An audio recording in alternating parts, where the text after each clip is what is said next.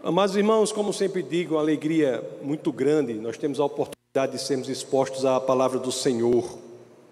E hoje, vamos dar encaminhamento à série sobre o livro de Jonas. Nós vimos domingo passado o primeiro capítulo, hoje nós iremos nos debruçar sobre o finalzinho lá, o último verso do primeiro capítulo e o capítulo 2. Vamos estudar, sermos expostos as Escrituras ali no momento em que Jonas cai ao mar, é engolido pelo peixe até ser cuspido em terra firme. Então vamos para isso ler o verso que está no primeiro capítulo de Jonas, o último verso do capítulo 1, que é o verso 17. Jonas 1:17. As Escrituras dizem assim: o Senhor fez com que um grande peixe engolisse Jonas, e ele ficou dentro do peixe 3 dias e 3 noites. Antes de começar propriamente a exposição, eu já vou enfrentar uma questão que é muito levantada, né? O pessoal diz, afinal, foi um peixe ou foi uma baleia? Um peixe ou foi uma baleia? Aí, só para esclarecer, nós temos que ter uma percepção, amados irmãos, que a forma de classificar os seres vivos não é algo que está na própria natureza, é uma construção humana que classifica a natureza como ela já está. A construção da classificação é algo que o homem faz, não é algo que está na natureza. A natureza já não vem classificada por si mesma. Existe uma ciência que faz isso, que é a taxonomia. E eu devo dizer para vocês, nem os taxonomistas hoje em dia concordam, por exemplo, sobre o que é espécie. Nem eles concordam sobre o que é espécie. Então, a forma de classificar a criação, os animais, muda o tempo todo. Por isso, amados irmãos, fosse baleia, né, um mamífero, ou fosse um peixe, a palavra em hebraico seria a mesma. A verdade é que as Escrituras têm algo muito mais profundo a ser ensinado aqui do que as meras distinções filogenéticas entre os seres vivos. Algo muito mais profundo. E para vermos o que é este algo muito mais profundo, nós podemos voltar ao próprio verso que lemos e prestarmos atenção à última parte desse verso. Então voltemos a Jonas 1:17 e vejamos o que diz a última parte do verso. As Escrituras dizem assim, repetindo: o Senhor fez com que um grande peixe engolisse Jonas, e ele ficou dentro do peixe 3 dias e 3 noites. Mas, irmãos, nós já vimos isso no domingo passado, que Jonas é um tipo de Cristo. Aliás, todo o Antigo Testamento aponta para Jesus Cristo. Jonas é um tipo de Cristo. É aquele em razão de cujo sacrifício todos se salvaram. Jonas disse: jogue-me ao mar para que todos se salvem. E não é interessante que Jonas fica 3 dias e 3 noites no fundo do mar para depois voltar? Muitos se perguntam, não é assim, mas como é que Jonas ficou esse tempo todo lá? Como? Mas a pergunta que deve ser feita não é o como, a pergunta mais profunda é o porquê. Por quê? Para onde o milagre de Deus, colocando Jonas na barriga do peixe por 3 dias e 3 noites, aponta? É engraçado que a resposta a essa pergunta está nas próprias Escrituras. E quem responde a esta pergunta é ninguém menos do que o nosso Senhor e Salvador Jesus Cristo. Quer ver uma coisa? Abramos no Evangelho de Mateus, no capítulo 12. Vamos ler dos versos 38 ao 40. Olha o que Jesus de Nazaré diz, que é registrado pelas Escrituras aqui. Mateus 12, 38 a 40.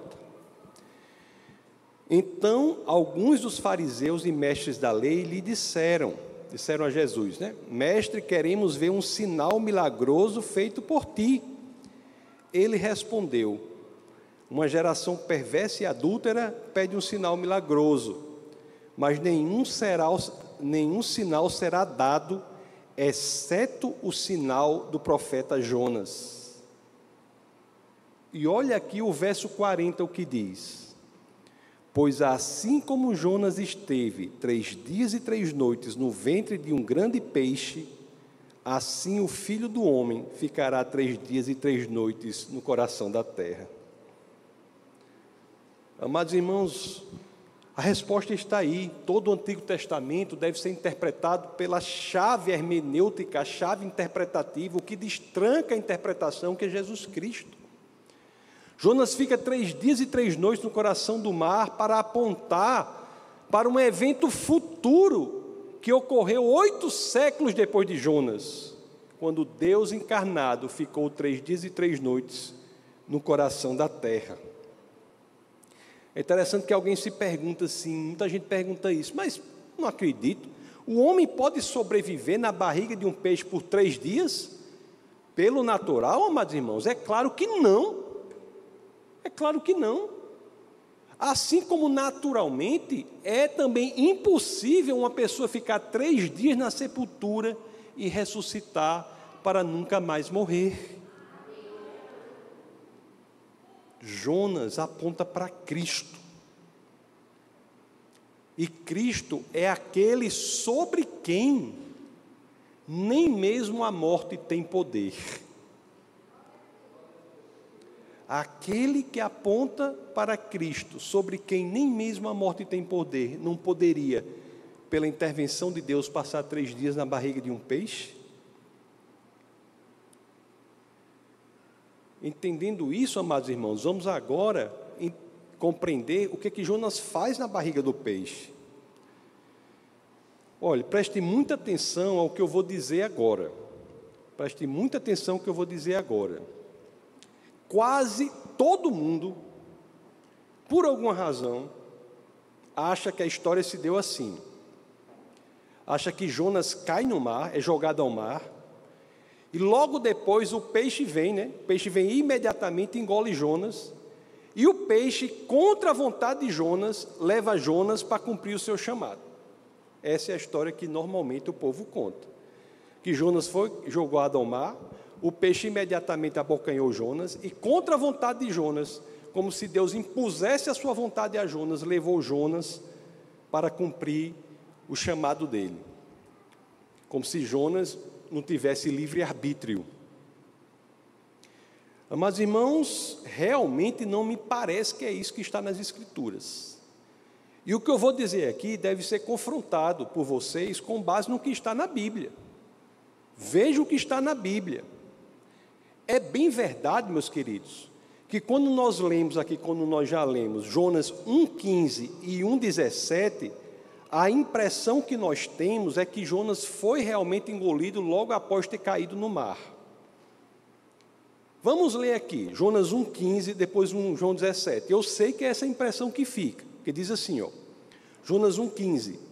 Em seguida, pegaram Jonas e o lançaram ao mar enfurecido, e este se aquietou. Aí o 17 diz. O 16 fala que o pessoal louvou o Senhor, ao 17 diz: o Senhor fez com que um grande peixe engolisse Jonas, e ele ficou dentro do peixe 3 dias e 3 noites.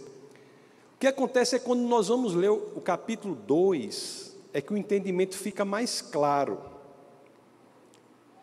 2.1 diz assim: dentro do peixe, Jonas orou ao Senhor, o seu Deus.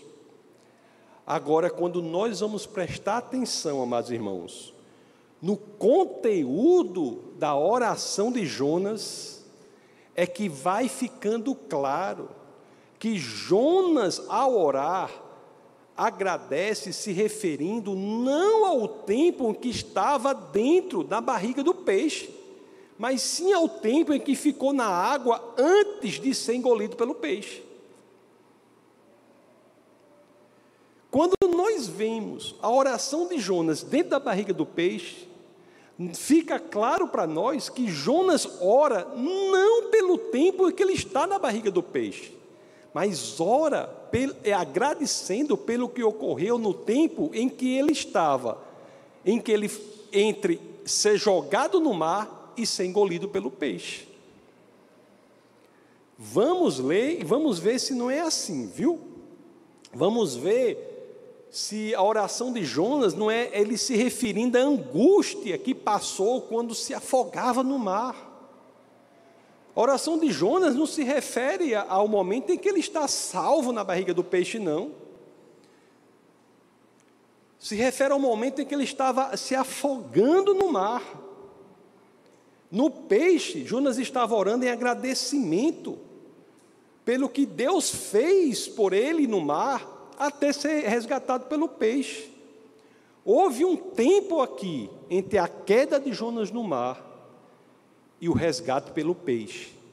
E é sobre o evento miraculoso que ocorre neste tempo que Jonas, na barriga do peixe, ora em agradecimento. Estão entendendo? Agora, não acredite em mim imediatamente. Vamos às Escrituras. Com isso que eu falei, vamos ver agora o conteúdo da oração. Eu vou ler Jonas 2, vou reler o verso 1 e vamos ler do 2 até o 6. Isso é Jonas dentro do peixe fazendo essa oração. Vamos ver o conteúdo da oração de Jonas, para ver se não é assim. Preste atenção. Jonas 2:1. Dentro do peixe, Jonas orou ao Senhor, o seu Deus. Aí o verso 2 diz: e disse. Aí, vamos ver a oração de Jonas. Olha o que Jonas está orando. Em meu desespero, clamei ao Senhor, e ele me respondeu. Do ventre da morte, gritei por socorro, e ouviste o meu clamor. Presta atenção. Jogaste-me nas profundezas, no coração dos mares. Correntes formavam um turbilhão ao meu redor. Todas as tuas ondas e vagas passaram sobre mim. Eu disse: fui expulso da tua presença, contudo olharei de novo para o teu santo templo. Aí o 5, as águas agitadas me envolveram, o abismo me cercou, as algas marinhas se enrolaram em minha cabeça, afundei até chegar aos fundamentos dos montes, a terra embaixo, cujas trancas me aprisionaram para sempre. Mas tu trouxeste a minha vida de volta da sepultura, ó Senhor meu Deus. Amados irmãos, não se esqueçam, Jonas afundava no mar numa tempestade nunca antes vista. E é nessa situação, diante de uma tempestade nunca antes vista, que Jonas, o profeta, decidiu orar. É interessante que Jonas não havia orado no barco, né? Você se lembra? No capítulo 1, Jonas, instado a orar, não orou no barco. Mas ao afundar nas águas, Jonas é trazido de volta à oração. É interessante, a gente pensa assim, e nós? Será que nós temos de estar assim, nos afogando na tempestade de nossos problemas, para que comecemos a orar? Esse é um ensinamento muito forte, amados irmãos. Jonas esperou estar se afogando na tempestade, no mar, para começar a orar. A oração, amados irmãos, preste bem atenção no que eu vou dizer, não deve ser como o estepe, aquele pneu reserva, o estepe do carro, não.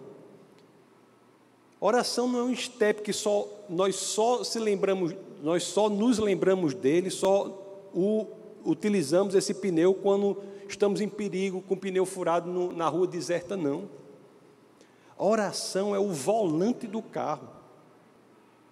A oração que deve nos guiar o nosso caminho, mesmo com tudo está tranquilo. Quando tudo aparenta estar tranquilo, a oração é o nosso volante, amados irmãos. Você está desesperado, você está angustiado, você está aflito.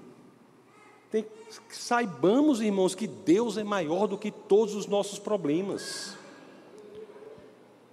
Jonas numa situação extrema, lembrou-se, né? Voltou seu coração, orou ao Senhor, e assim com cada um de nós, clamemos ao Senhor, e Ele nos ouvirá. Interessante que o rei Davi passou várias vezes por isso, lá em Salmos 18:6, olha o rei Davi aqui falando algo, que também se aplica e nos ensina muito. Na minha aflição, clamei ao Senhor, gritei por socorro ao meu Deus, do seu templo ele ouviu a minha voz, meu grito chegou à sua presença, aos seus ouvidos. Salmos 120, verso 1, eu clamo pelo Senhor na minha angústia, e Ele me responde. Amados irmãos, Deus nos ensina algo nas Escrituras, e é que nós não estamos sós, Ele não nos abandona. Agora, interessante que, no caso de Jonas, aqui, e às vezes no nosso próprio caso, nós decidimos muitas vezes fugir do Senhor. Mas mesmo quando fugimos do Senhor, nós não podemos nos esquecer que Deus estará ali no mesmo lugar, sempre esperando a oportunidade de nos resgatar. Tem um exemplo que eu sempre conto, assim de vez em quando eu conto, é como antigamente as caminhonetes tinham um banco único. O banco da frente da caminhonete era um banco só. Aí tinha o volante, né, a direção, e o banco só. Aí um casal de jovens começou a namorar, o rapaz tinha uma caminhonete dessa aí, e eles saíam, ele e a namorada saíam, ele dirigindo lá e a namorada bem pertinho dele, né, no banco, era um banco só, a namorada ficava bem pertinho dele, dirigindo. Aí com o passar do tempo, o tempo foi passando, casaram e tal. Daqui a pouco, quando a senhora, né, que já era uma senhora, viu, ela olhou, ela no mesma caminhonete, eles tinham a mesma caminhonete, só que agora ele dirigia no volante e ela estava bem longe, sabe, no banco. Aí ela olhou para ele e disse assim, olha meu amor, quando nós éramos namorados, a gente dirigia aqui, a gente dirigia bem pertinho um do outro, e agora nós estamos tão distantes. Aí o rapaz respondeu, né, o Senhor respondeu, eu sempre estive no mesmo lugar, você que se afastou. Assim é o Senhor. Às vezes nós nos afastamos do Senhor e achamos que Ele que se afastou da gente. Será que nós estamos nos afastando do Senhor, amados irmãos? Será que há declínio espiritual em nossa vida, meus queridos? Muitos fazem aqueles check-ups, né, periódicos. Eles são importantes. Importante assim, para a saúde física, a alimentação, como é que está a sua alimentação, como é que está a sua atividade física, como é que está a sua qualidade de sono, seu nível de estresse, como é que está? São indicadores importantes da saúde física, check-ups. Mas esse princípio, não nos enganemos, não se aplica apenas à nossa saúde física, não. Se aplica também à nossa saúde espiritual, amados irmãos. Será que nós temos feito check-ups espirituais?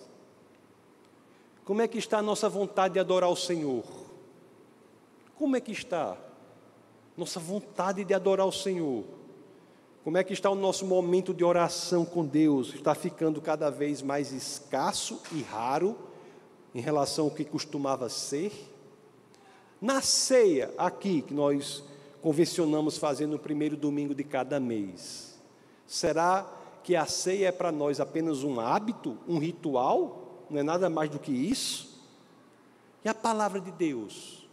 Quando somos expostos à palavra de Deus, será que ela consegue penetrar em nosso coração e promover mudança de vida? São check-ups espirituais. E dependendo das respostas que nós dermos a essas perguntas, as consequências, amados irmãos, tenho de deixar claro, podem ser fatais. E qual é o remédio? Aqui está o primeiro remédio a ser ministrado. Assim como Jonas, nós temos que reativar nossa vida com um estilo de viver em oração. Interessante que foi isso que a experiência no mar fez a Jonas. Jonas, na iminência da sua morte, ele orou ao Senhor, se reconectou com Deus, amados irmãos. E é interessante que a sua oração o fez tomar uma decisão que mudaria a sua vida para sempre. Vamos reler aqui Jonas 2,4, que nós já lemos, nós vamos reler para que possamos nos focar nisso aqui. Jonas 2,4 diz assim, ó: e eu disse, fui expulso da tua presença. Olha a decisão que Jonas toma aqui, se afogando no mar. Olha a decisão que ele toma aqui: contudo olharei de novo para o teu santo templo. Que decisão sábia, que ensinamento para todos nós isso aqui. Sabe por quê, amados irmãos? Porque é muito fácil, realmente é muito fácil, quando estamos diante das grandes dificuldades, é muito fácil nós querermos, em vez de nos voltarmos em oração ao Senhor e mudarmos a nossa decisão, o nosso comportamento, nos conectarmos a Deus e alinharmos o nosso comportamento, é muito fácil, sabe o quê? Nós deixarmos crescer em nós um sentimento de ressentimento com Deus. É muito fácil nós deixarmos crescer em nós um sentimento de ficarmos reclamando de Deus, dos outros, reclamando de tudo no mundo. Quando as coisas estão dando errado, a culpa é do mundo todo, menos sua. Tão fácil ir por esse caminho destrutivo, de botar a culpa em todos, em tudo. Tudo que está fora é culpado. Deus é culpado, menos a própria pessoa, que tem que se decidir voltar aos caminhos do Senhor para que as coisas estejam corretas. Uma coisa nós temos que aprender de uma vez por todas: reclamar do Senhor quando tudo está dando errado só piorará as coisas. Se nós estamos passando por dificuldades, e dificuldades existem, irmãos, o caminho mais sábio é o que Jonas fez: buscar refúgio no Senhor. Mas, irmãos, você sabe qual é a diferença entre esperança e otimismo? Otimismo está vinculado às circunstâncias. Otimismo é sorrir para o futuro por causa do que está acontecendo, das circunstâncias. Esperança não. Esperança é sorrir para o futuro apesar das circunstâncias. A esperança não é construída sobre o alicerce das circunstâncias, não. A esperança não depende das circunstâncias, não. O otimismo depende das circunstâncias, a esperança não. Você viu aqui, Jonas estava com algas emaranhadas em sua cabeça, estava morrendo, estava no fundo do mar, perdendo fôlego. Olhe que circunstâncias horríveis estavam ao redor de Jonas. E ali, apesar de tudo isso, Jonas encontrou esperança no Senhor e disse: olharei de novo para o teu santo templo. Havia algo nas circunstâncias de Jonas que garantisse ou indicasse que ele tomasse essa decisão de olhar de novo para o templo do Senhor, olhar de novo para o Senhor, quando estava no fundo do mar, nas correntezas, morrendo. Nunca construa um edifício em cima das circunstâncias. Não. O edifício da esperança tem um só fundamento, é o Senhor. É por isso, aliás, que é possível nós encontrarmos a esperança em meio ao que o mundo chama de desespero. Porque o mundo foca no problema, meus irmãos. Nós não somos chamados a focar no problema, nós somos chamados a focar na solução que é o Senhor. Lá na carta aos Filipenses, no capítulo 4, no verso 7, é o resumo disso que eu estou dizendo. Quando você está na maior dificuldade da face da terra, como Jonas estava se afogando no mar, com as algas envoltas em sua cabeça, as correntezas profundas, perdendo o fôlego, ele foca no Senhor. Olha o que Filipenses 4,7 diz, o apóstolo Paulo diz, na carta aos Filipenses: E a paz de Deus, que excede todo entendimento, guardará o coração e a mente de vocês em Cristo Jesus. Isso ocorre quando nós focamos no Senhor. A fé, amados irmãos, ela vence o desespero quando nós focamos no Senhor. Sua visão não pode parar no problema, tem que viver por meio dela e focar no Senhor. Quando nós colocamos o foco no Senhor, nossas orações se tornam orações genuínas e deixam de ser meras peças burocráticas. Meras peças burocráticas.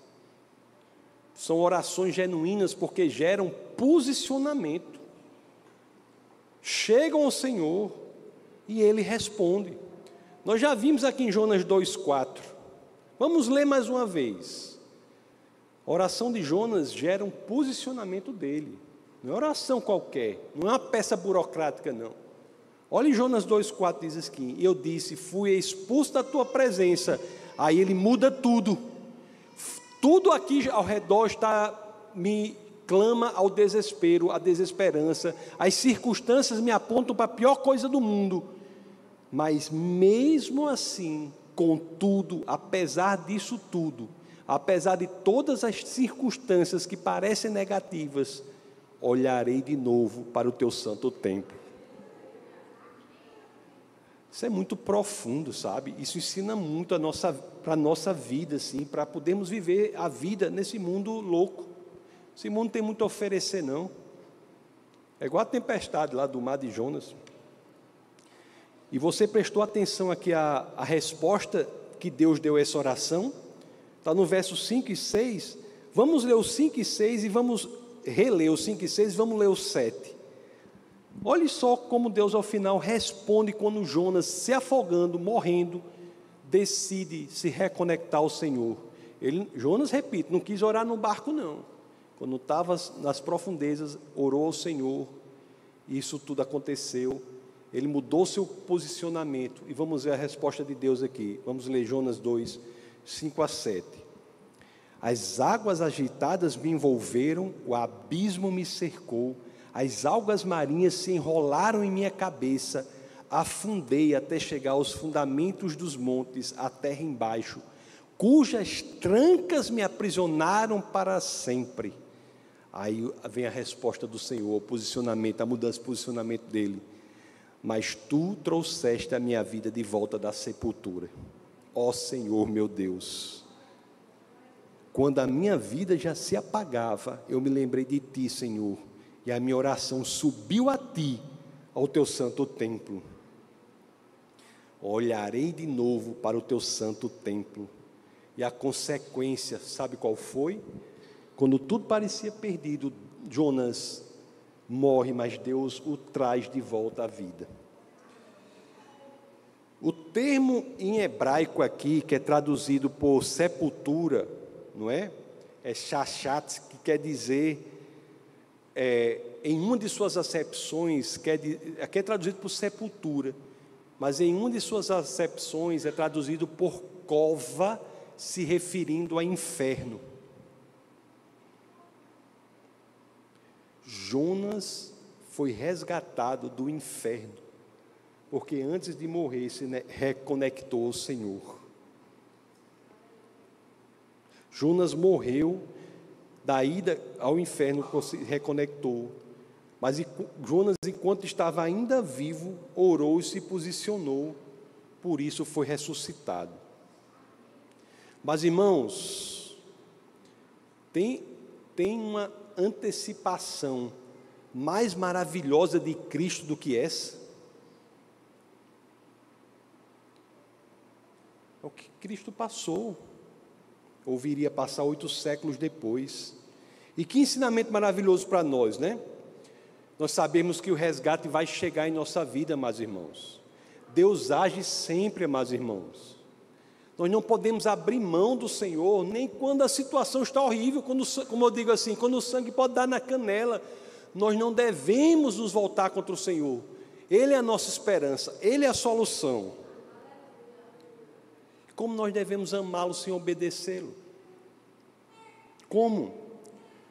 João 14, 23, as Escrituras fazem essa conexão. Se alguém me ama, obedecerá a minha palavra. Meu Pai o amará, nós viremos a Ele e faremos morada nele. Amados irmãos, se nós amamos ao Senhor genuinamente, devemos nos arrepender dos nossos erros e voltarmos para o caminho do Senhor. O amor de Deus, ele é exteriorizado em nossa vida. O amor de Deus, ele é exteriorizado pela mudança de nosso comportamento naquilo que precisa ser mudado. Se nós amamos ao Senhor, pelo amor de Deus, abandonemos os falsos ídolos. A verdadeira salvação só está no Senhor, amados irmãos. É o que Jonas faz. Os versos 8 e 9, Jonas 2, 8 e 9, é isso. Olha o que Jonas 2, 8 e 9 diz aqui. Diz assim: aqueles que acreditam em ídolos inúteis desprezam a misericórdia, mas eu, com um cântico de gratidão, oferecerei sacrifício a ti. O que eu prometi, cumprirei totalmente. A salvação vem do Senhor. Jonas, ele acreditava que ele sabia o melhor para o seu próprio futuro, assim como muitos de nós caímos nesse mesmo erro, em achar que nós sabemos o melhor de nós para o nosso futuro. Eu vou fazer isso, eu vou fazer aquilo. Falei aqui, devemos fazer planos, mas os planos devem ser colocados aos pés do altar, aos pés do Senhor. O nosso conforto, amados irmãos, não pode ser o nosso ídolo. No caso de Jonas, o conforto de Jonas havia se tornado o ídolo dele. Mas agora Jonas, aqui quando nós lemos as Escrituras, havia descoberto quão inúteis são os falsos ídolos. Jonas, que havia tentado escapar do Deus do qual dizia ser servo, ajeitou o coração e disse aqui, no verso 8 nós lemos: o que eu prometi, cumprirei totalmente. Olha que mudança, não é? Que beleza, assim, que Deus promove na nossa experiência, porque às vezes, amados irmãos, os lugares mais sombrios, dos corações assim, mais duros e amargurados, dos corações que fogem do Senhor, pode sair transformações impressionantes. Isso ocorre, viu? Jonas encontrava aqui um novo amor por Deus. Quantos crentes estão na sua vida achando normal estarem esfriando em amor por Jesus? Jonas encontrava aqui um novo amor pelo Senhor, encontrava uma nova alegria em servir ao Senhor. Entendia que a verdadeira liberdade está onde? Na vontade de Deus para a nossa vida, não na nossa própria vontade. A verdadeira liberdade está em seguirmos o Senhor.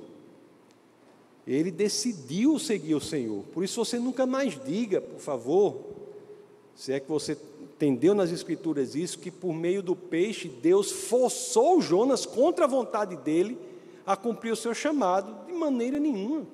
Foi Jonas que havia orado e na oração decidido obedecer ao Senhor. Que seja assim com cada um aqui, viu, irmãos? Que nos escutam também pelos meios digitais aí. A oração é um presente que Deus nos dá, sabe? Para que possamos usufruir dos benefícios. Lugares mais profundos assim da nossa alma, às vezes nas situações mais escuras, obscuras da nossa existência, nos labirintos mais tenebrosos da nossa psique, naqueles lugares sombrios. Às vezes, naqueles lugares é que nós temos que nos render, ajeitar o nosso caminho e dirigir louvores de gratidão a Deus por tudo que Ele fez em nossa vida. Quando nós fazemos isso, nos reconectamos em oração com o Senhor. Tenho de lhes dizer, aí é que as portas dos céus se abrem, amados irmãos. Muita gente ora sem uma dimensão, a de entender que a oração, amados irmãos, tem poder. Oração tem poder. A oração, o coração de Deus é como um terreno cheio de tesouros escondidos. Seu coração do Senhor quer coisas boas para a gente, cheio de tesouros. Quando uma pessoa busca por tesouros, o que é que ela precisa? Vocês estão lembrados dos filmes? O que é que ela precisa quando a pessoa busca por tesouros? Ela precisa de um mapa e precisa de uma pá, não é isso? O mapa vai dizer onde é que nós devemos cavar, e a pá é um instrumento que a gente vai utilizar para ter acesso ao tesouro. Preste bem atenção, meus irmãos. O mapa são as escrituras, a oração é a pá. O mapa são as escrituras, a oração é a pá. Agora nós devemos ter cuidado com os exageros, né? A oração não nos dá poder de mandar em Deus. Muitas pessoas são afastadas, inclusive, do Evangelho por serem ensinadas erradas em relação a isso. A oração não nos dá o poder de mandar em Deus. A oração, na realidade, nos dá algo muito melhor. A oração, ela abre a avenida por onde a graça de Deus cai sobre nós. É muito melhor, porque Deus sabe o melhor para a nossa vida, nós não sabemos. Nós não sabemos. Eu estaria perdido se tudo que eu já quis na minha vida tivesse sido atendido. É muito melhor. A oração diante do Senhor genuína, ela não nos livra de enfrentar as dificuldades, mas ela nos dá paz e nos supre em todas as necessidades. Orar a Deus, amados irmãos, é convidar para que o Espírito age em nossa vida, de acordo com a palavra de Deus, de acordo com a vontade do Senhor, que é muito melhor do que a nossa. E foi isso que Jonas descobriu. Nós temos um Jonas aqui que redescobriu a fé. Um Jonas que se arrependeu de fugir do Senhor, e quando Deus viu tudo aquilo, Deus agiu. É o que o último verso diz aqui, Jonas 2,10. Olha o que o último verso do nosso texto base diz: e o Senhor deu ordens ao peixe, e ele vomitou Jonas em terra firme. Jonas decidiu obedecer ao Senhor. E Jonas foi lançado em terra firme, sabe para quê? Para cumprir o seu chamado, que ele havia decidido que iria fazer, iria cumprir, iria obedecer. Isso pode ser a nossa história, meus irmãos. Isso pode ser a sua história. Isso pode ser a história de cada um aqui. Que a nossa história, meus irmãos, seja como a de um Jonas arrependido. Ou a de Isaías, por exemplo, que se achava que estava perdido, mas que confiou que não estava só. Isaías 6,8, olha o que diz aqui: então ouvi a voz do Senhor conclamando: quem enviarei? Quem irá por nós? Isaías respondeu, né? E eu respondi: eis-me aqui, envia-me. Amados irmãos, nós devemos decidir.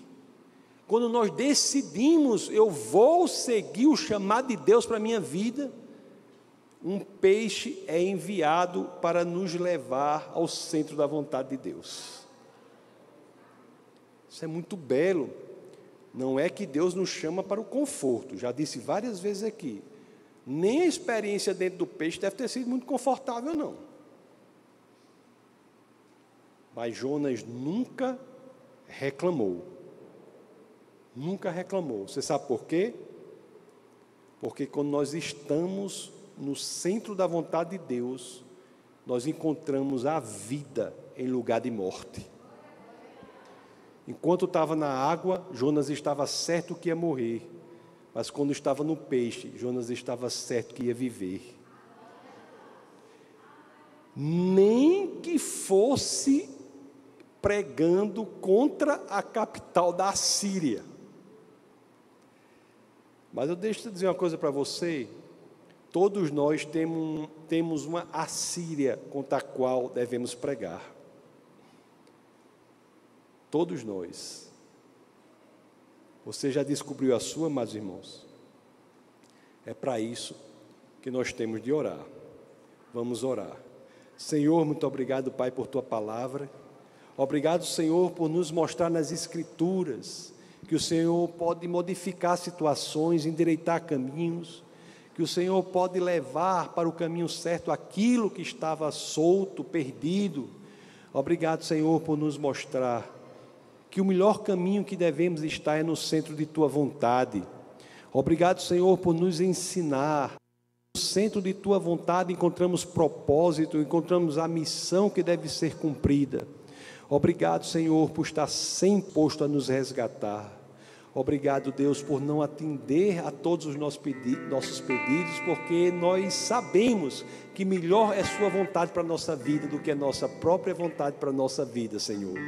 Obrigado, Senhor, por nos proteger de nós mesmos, por nos dar a possibilidade de seguirmos o Teu caminho.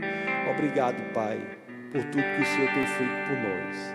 É no nome do Teu Filho Jesus Cristo, Deus missionário, aquele para quem todos os 39 livros do Antigo Testamento apontam, aquele para quem a história de Jonas aponta, 8 séculos antes, quase 8 séculos antes, nós vemos ali em Jonas o que Cristo faria por nós.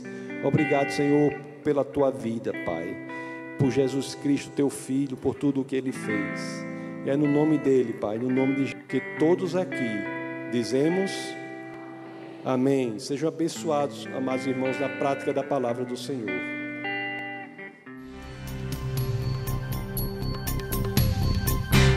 Essa foi uma produção do Ministério Internacional Defesa da Fé, um ministério comprometido em amar as pessoas, abraçar a verdade e glorificar a Deus. Para saber mais sobre o que fazemos, acesse defesadafé.org.